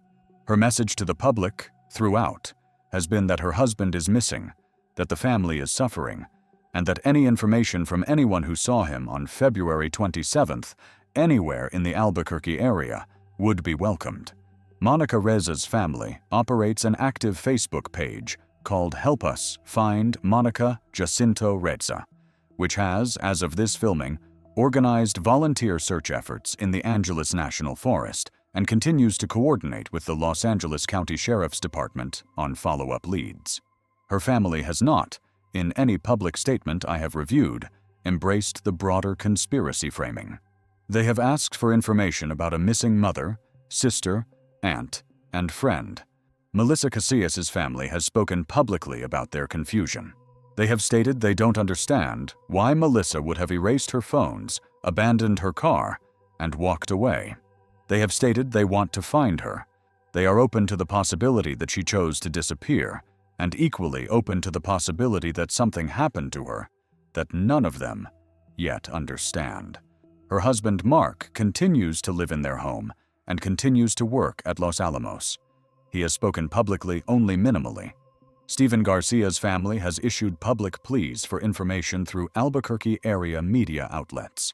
The pleas have produced no leads, of which I am aware. Stephen's case has received less national media coverage than McCasland's, in part because his name wasn't initially associated with the broader cluster. His Daily Mail coverage from April of 2026 was the moment his case became part of the broader framing. Tony Chavez's family hasn't, to my knowledge, made extensive public statements. Carl Buckland's "It's About Time" comment to CNN is the most pointed public statement from anyone close to Tony's case. The Los Alamos community is, by its nature, a community that does not seek media attention. Whether Tony's family has internal information about his disappearance that they have not shared publicly, or whether they are themselves searching for answers in the absence of meaningful institutional response, isn't knowable from outside the case. For the dead, the family situations are different. Nuno Loureiro's wife and children have received institutional support from MIT and from the broader academic community. The university held a memorial. The students he mentored have continued their work. The Loureiro family has not, as far as I have seen, made public statements suggesting they doubt the official conclusion of the FBI. They appear to have accepted that the case is closed. Carl Grillmair's family has not, to my knowledge, contested the carjacking characterization. The Caltech community held its own memorial. The criminal case against the arrested suspect is proceeding. Frank Maiwald's family hasn't, to my knowledge, made significant public statements. The lack of public information about his case extends to the family's public posture. Jason Thomas's family has, to my knowledge, kept the circumstances of his death private. The Novartis statement at the time of his disappearance and recovery was minimal. Matthew Sullivan's family has, by some reports, been in contact with members of Congress affiliated with the UAP Whistleblower framework. The exact nature of those communications hasn't been comprehensively reported.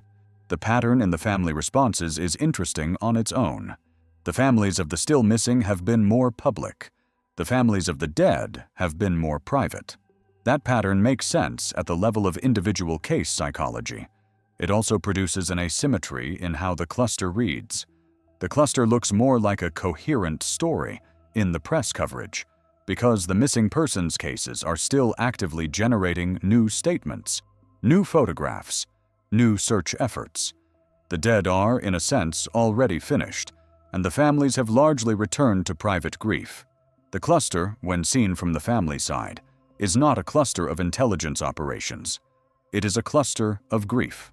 Different people, in different places, struggling in different ways with the absence or death of someone they loved. The conspiracy theorists, in their understandable desire to find meaning, have sometimes overlooked the fact that the families are not part of the framework. The families are not conspiring. The families are not part of any operation. The families are doing what families do, which is to find a way to live with what has happened. Before I close this investigation, I want to walk through something that has not received enough attention in the public discourse on this cluster: the behavior of the federal agencies involved. The FBI's official statement of April 2026 described the Bureau as spearheading the effort to look for connections into the missing and deceased scientists. That phrase is, in the world of FBI public communications, an unusual phrase. The FBI does not, as a rule, publicly characterize its own role as spearheading anything. The Bureau prefers the language of supporting state and local investigations. The use of the spearheading language indicates that the Bureau has, internally, elevated the cluster from a category of related but separate cases to a category that warrants centralized federal coordination. That elevation is not a minor administrative shift. It is a statement, in the institutional language the FBI uses, that the agency considers the cluster sufficiently significant to override the normal jurisdictional preferences. Why would the FBI make that elevation? The conservative reading is that the Bureau is responding to public pressure, congressional inquiry, and the White House's stated interest in the cases. The Bureau, in this reading, is performing the appearance of seriousness without necessarily concluding that the seriousness is warranted. The alternative reading is that the Bureau has internal information, not anywhere we can read, that justifies the elevation on its own merits. Between those two readings, the Bureau's public communications do not allow a definitive choice. Both are consistent with the language the Bureau has used. The House Oversight Committee inquiry, led by Chairman James Comer of Kentucky, has been more publicly explicit about the seriousness of the cluster than the FBI. Comer's statement on Fox News Sunday characterized the cluster as a national security threat. That language, from the chairman of a major congressional committee, carries weight that the FBI's more guarded language does not. Comer has access to classified briefings that I don't have. His characterization is, by the logic of his role, informed by information that hasn't been disclosed to the public. Congressman Tim Burchett of Tennessee has gone further. Burchett has stated publicly that he expects forthcoming UAP briefings to include names, dates, people, and locations that will be revealed.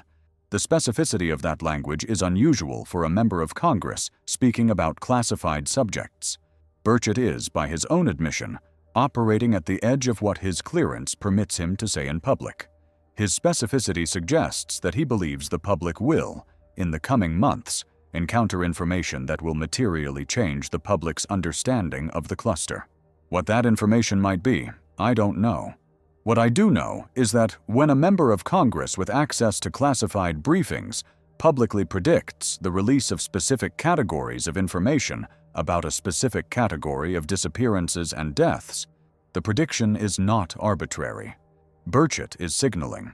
The signal is being received by anyone in the federal information ecosystem who is paying attention. On the other side, the National Aeronautics and Space Administration spokesperson stated, in late April of 2026, that nothing related to NASA indicates a national security threat. That statement is itself worth a look. NASA does not normally issue public statements ruling out national security threats. The fact that NASA chose to make that specific statement in that specific moment suggests that NASA had been receiving inquiries about whether its missing former employees, including Frank Maiwald and Monica Reza, represented a security concern. NASA's answer was no. NASA's answer is, by NASA's institutional authority, the position of the agency that knew these individuals best. Whether NASA's answer is correct, or whether NASA has been instructed by other federal entities to provide that answer, regardless of the underlying facts, isn't something we can know from outside. The National Nuclear Security Administration, the federal agency that oversees Los Alamos and the KCNSC, has stated that it is paying attention. That phrase, paying attention, is the most restrained statement an agency can issue while still acknowledging that the matter exists. The NNSA is not saying it has concluded that the cluster involves nuclear security. It is not saying it has concluded the opposite. It is acknowledging that the cluster touches its mission and that it is observing developments. The restraint of the NNSA's language is the kind of restraint an agency uses when it has reached internal conclusions it can't yet disclose. That is the federal posture as of May of 2026. Multiple agencies have engaged. The engagements are at different levels of public commitment. The public commitments are calibrated to the political and operational realities each agency faces. The underlying classified picture is not visible to the public. It may, depending on how the next several months proceed, become visible later this year. Or it may not. The cluster, considered as a single phenomenon, sits at the intersection of four distinct historical patterns that have separately been well documented over decades. The first pattern is the historical occurrence of unexplained deaths among defense scientists. The phenomenon predates the current cluster by at least 7 decades. During the Cold War, the Soviet Union, the United States, and several other state actors all engaged in operations against opposing scientific personnel.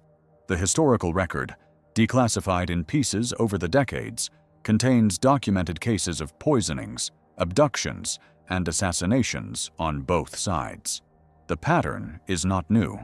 It is, in fact, the operational baseline of the great power scientific competition. The second pattern is the missing 411 phenomenon. The unexplained disappearances in American national parks and wilderness areas that have been the subject of David Paulides' investigative work and the broader public interest that work has generated. The missing 411 cases share features with the missing scientists cluster, including, most notably, the leaving behind of personal items, the disappearance in or near outdoor terrain, and the absence of definitive evidence of either accident or foul play. Monica Reza disappeared on a hike in the Angeles National Forest. Neil McCasland was an experienced outdoorsman who hiked the Sandia foothills. Tony Chavez lived in a town surrounded by canyons. The missing 411 lens has, in fact, been applied to these cases by some commentators, and the overlap is, by any measure I can find, real. The third pattern is the historical pattern of cognitive decline, mental health crisis, and undocumented suicide among older male professionals in high-stress fields. The defense scientific community has, like other elite professional communities, lost members to suicide and accident in numbers that are not always publicly acknowledged. The Casias factory reset, the McCasland mental fog, the Garcia firearm departure, all have, in the literature on suicide among older male professionals, possible non-conspiratorial readings. I have noted these readings throughout this investigation. They are real possibilities. The fourth pattern is the historical pattern of the federal government concealing operations that, if disclosed, would generate public controversy. The classified federal budget, the so-called black budget, is approximately $50 billion per year as of the most recent publicly available estimates. That $50 billion supports operations and research programs whose existence is itself often classified. A cluster of disappearances and deaths among individuals adjacent to those operations is, by historical precedent, the kind of event that would attract internal counterintelligence attention, regardless of whether the cluster reflects external or internal threats. The federal review now underway is consistent with that historical pattern. The cluster, in other words, sits at the intersection of 4 established patterns, each of which has been documented over decades, and any of which could partially or fully explain what we are seeing.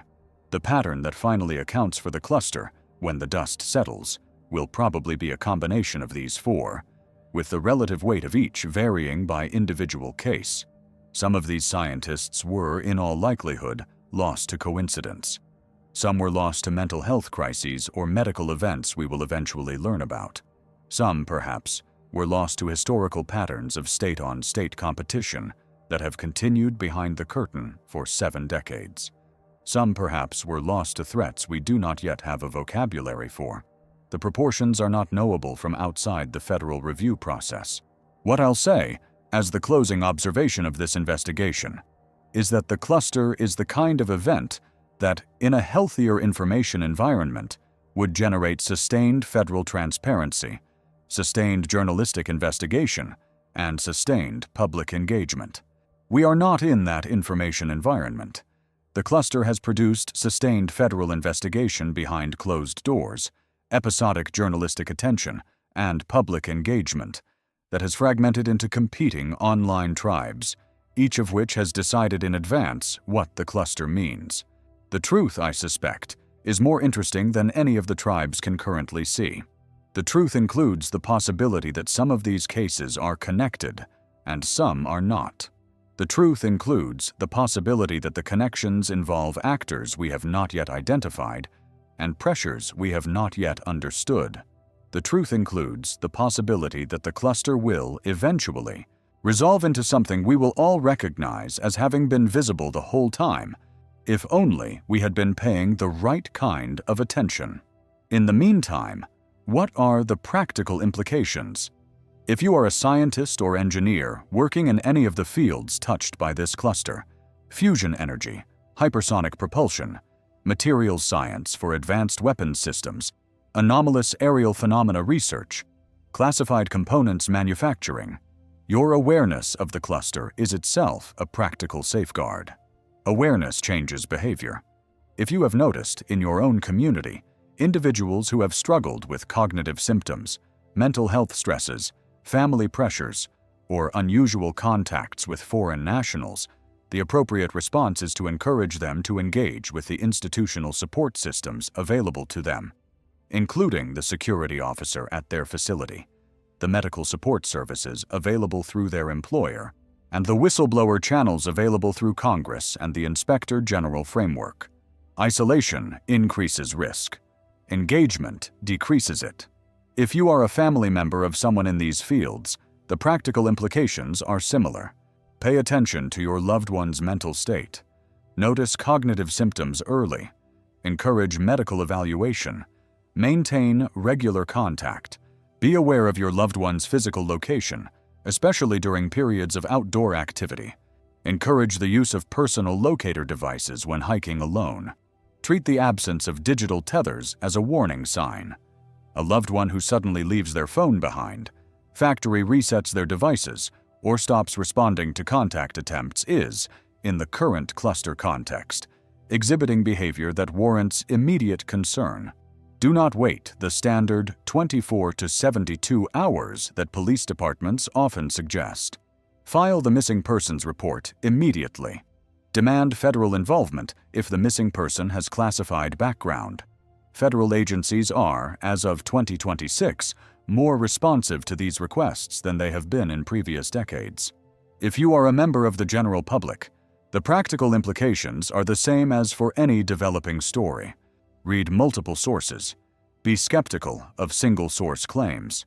Notice when a story develops at a different pace than the news cycle expects, because the pace of the truth is, in matters of national security, slower than the pace of speculation. The cluster will, eventually, resolve into clearer information. The information will, in all likelihood, come in pieces over years. Some of those pieces will confirm parts of what the conspiracy theorists have argued. Some will confirm parts of what the skeptics have argued. The synthesis, when it arrives, will probably belong to neither camp in full. Let me close this investigation with the same observation I have used, in different words, in my previous work. The institutional contract that the public believes it has with the federal government is, in many respects, a contract written in invisible ink. We assume that, when a citizen with classified knowledge disappears or dies, the federal apparatus will determine what happened and tell us.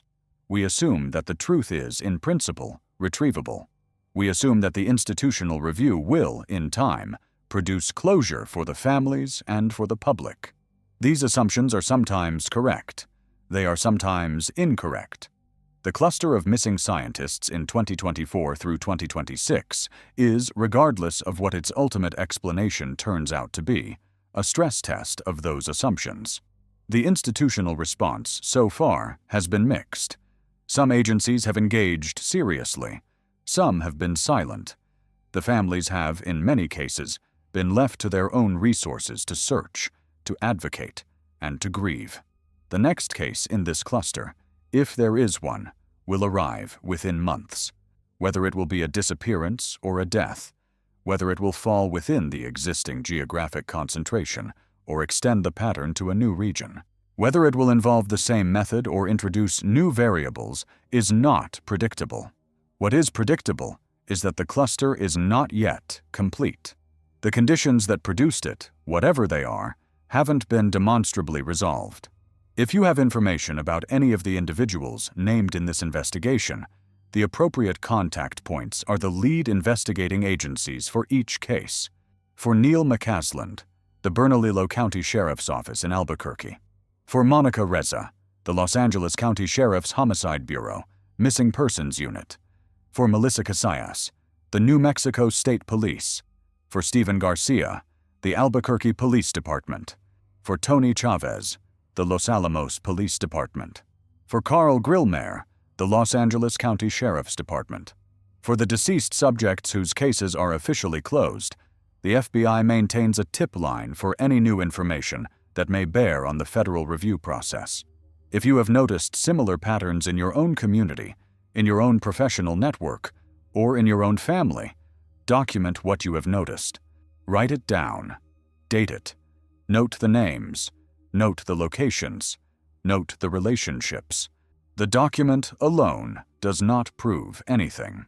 The accumulation of documents across enough independent observers is what eventually moves a federal review from internal process to public hearing. This investigation will continue. New cases may be added as more becomes known. The framework will evolve as the federal review proceeds. The families will continue to wait. The questions will continue to outpace the answers. The cluster, at this moment in May of 2026, is a question without a definitive answer. The question is whether 10 people, in 18 months, across 3 regions of the country, working in 3 or 4 interconnected classified fields, vanished or died because of a pattern that exists, or because of the accidents and tragedies of ordinary life that, in the absence of a pattern, would have been distributed without notice across the same population. I'll tell you what I think. I think the cluster is real. I think it is not what the conspiracy theorists believe. I think it is not what the skeptics believe either. I think it is something the federal apparatus, on the inside of the classified portion of the review, is currently struggling to characterize. I think the characterization will, in time, leak. I think the leak will surprise everyone. I could be wrong about all of this. The orbit between McCasland and Monica Reza, 2 decades old, might be exactly the kind of pattern that looks meaningful in hindsight and turns out to be nothing. The factory reset on Melissa's phones might be the action of a woman in a financial crisis I have no insight into. Carl Grillmair's killer might be exactly what the sheriff's department says he was. I am not in possession of the classified briefings. I am working from open sources, the same as you. What I'm telling you is what those open sources, read together, suggest to me. Read them yourself. Decide for yourself. I think the families, in the meantime, deserve attention, support, and the active engagement of every American who reads the news. The families are not conspiracy theorists. The families are not skeptics. The families are people who are missing the person they loved.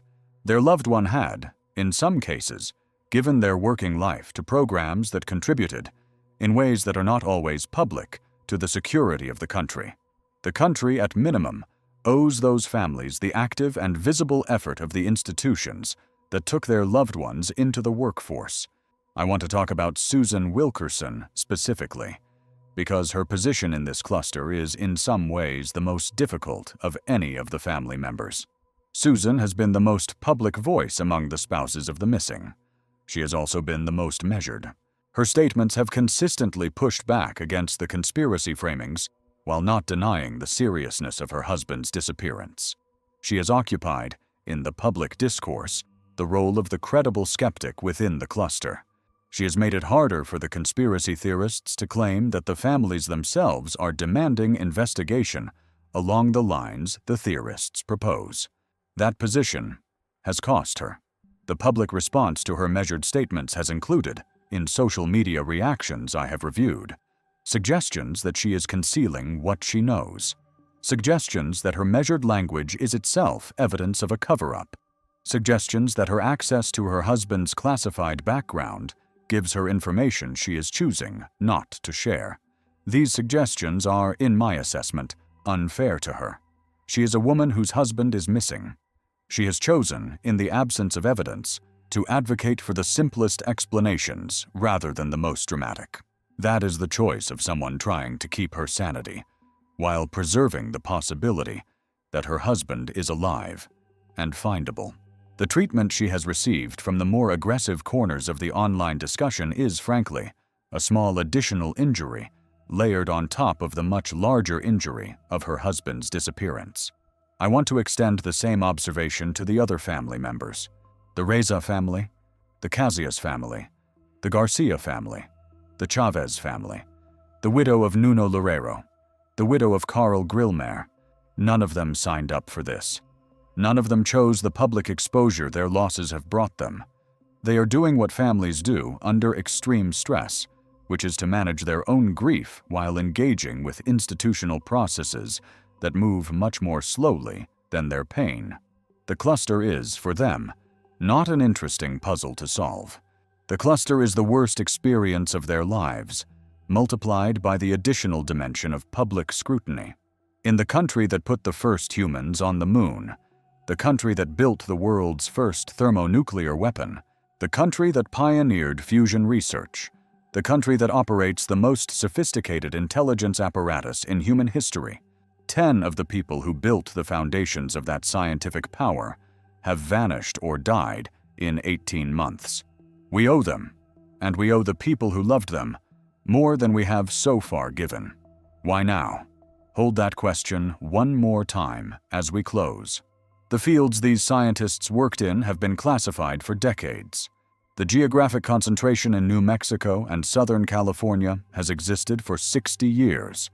The patterns of intelligence operations against scientific personnel are not new. None of the underlying conditions are new. What is new is the rate. 2025, 2026, 18 months, 10 people. Something changed. Something in the world produced the conditions under which a cluster of this size, in this short a window, became possible. The federal agencies haven't told us what changed. They may not yet know. They may know and be unable to say. Either way, the question stays open. The next case is somewhere right now. The next phone is sitting on a kitchen counter, waiting to be left behind. The next set of hiking boots is by the door, waiting to be put on. The next handyman is on the way to the next house. The next wife is leaving for the next appointment. The next return to the empty house is, as of this moment, in the future. The pattern will continue, or it will stop. Whether it stops depends, in large part, on whether the public stays attentive. The federal agencies, on their own, will continue to issue carefully worded statements about the absence of verified connections between cases. The carefully worded statements are not, by themselves, a resolution. The resolution requires that we, the public, refuse to look away. These are the names: William Neil McCasland, Monica Jacinto Reza, Melissa Casias, Stephen Garcia, Anthony Chavez, Nuno Loureiro, Grillmair, Frank Maiwald, Jason Thomas, Matthew James Sullivan. 10 people. 5 families still actively searching. 5 families grieving while the questions remain. 1 federal investigation. 1 Wikipedia page. 1 House Oversight Committee inquiry. 1 White House review. one nation that has not, at the time of this filming, decided what to think. What you think after watching this is your decision. Watch the news. Read the court documents. Check the FOIA releases. Notice when new names appear. Notice when old names get removed from active investigation. Notice when the federal review concludes, and notice what the conclusion says. The cluster is the question. The answer is, at this moment, missing. Until then, the wristband is on the body when the body is finally found. Except in this cluster, in 5 of these 10 cases, the body hasn't been found. The wristband is still on the wrist of someone, somewhere, who has not yet been seen again. Whether that someone is in a hospital under a false name, in a foreign country, in a hidden location under federal supervision, or in a grave that has not yet been dug or discovered, is the part of the cluster that I can't, at this point, tell you. The cluster has the texture of something that wants to be ignored. The skeptical framings are well constructed. The conspiracy framings are well marketed. The institutional responses are carefully worded. The press coverage has been episodic. The public attention has fragmented. When I look at a phenomenon with this much rhetorical insulation around it, I ask whether the insulation is itself a kind of evidence. Coincidences don't require insulation. Coincidences explain themselves. The cluster has not explained itself in the year and a half since it began drawing attention. The insulation around it has, if anything, thickened. That thickening is the part I keep getting stuck on. 10 scientists, 18 months. The federal apparatus responding with a mixture of acknowledged review and calibrated denial. The unusualness should produce questions. The questions should produce answers. We are not there. We are in May of 2026, at the moment where the questions are sharper than the answers. The next case will arrive, on schedule, within a window of months. Whether the public stays attentive is the only variable that's still in our hands. Watch for the next name.